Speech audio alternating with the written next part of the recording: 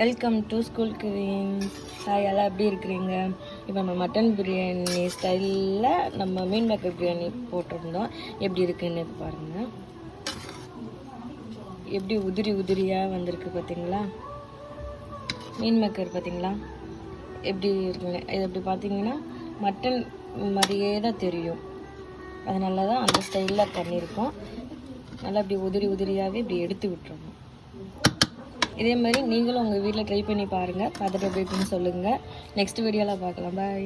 நாங்கள் இப்போ மட்டன் பிரியாணி ஸ்டைலில் வந்து மீன் மேக்கர் பிரியாணி பண்ண போகிறோம். நாங்கள் எப்படி பண்ணலான்னு பார்க்கலாம். ஃபஸ்ட்டு அதுக்கு ஆயில் ஊற்றிக்கிடலாம்.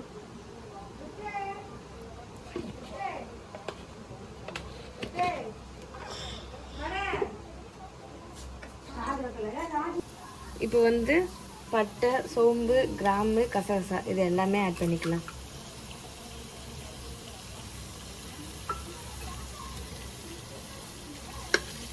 லைட்டாக கிண்டி விட்டுக்கலாம். கிண்டி விட்டதுக்கப்புறம் பெரிய வெங்காயம் ஒரு 4 பல்லு கட் பண்ணியிருக்கோம். தக்காளி 2. ஃபஸ்ட்டு பெரிய வெங்காயம் போட்டுக்கலாம்.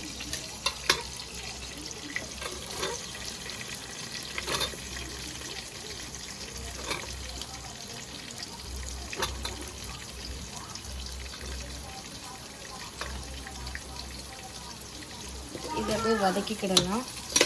நல்லா பொன்னிறமாக வர்ற அளவுக்கு வதக்கிக்கிடலாம். இப்போ வந்து வெங்காயம் கண்ணாடி பதத்துக்கு வந்து வதங்கிருச்சு. இப்போ வந்து 2 தக்காளி நறுக்கி வச்சதை நம்ம ஆட் பண்ணிக்கலாம்.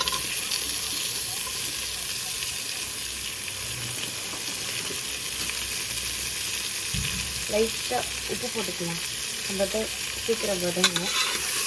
இப்போ இதை நல்லா வதக்கி வச்சுக்கிடலாம். அடுத்ததாக வந்து நம்ம இஞ்சி பூண்டு பேஸ்ட்டு சேர்த்துக்கலாம்.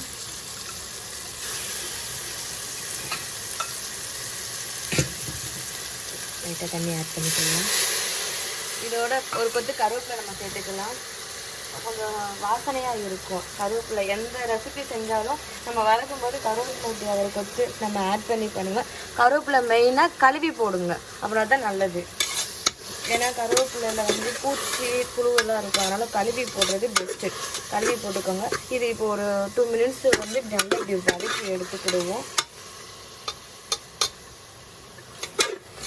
அடுத்து வந்து நம்ம வந்து பிரியாணி பொடி சேர்த்துக்கலாம், ஆட் பண்ணிக்கலாம். பிரியாணி பொடி வந்து நாங்கள் வீட்டில் ஆட் பண்ணி அரைச்சது தான். பிரியாணி பொடி சேர்த்துக்கலாம். இது கூடவும்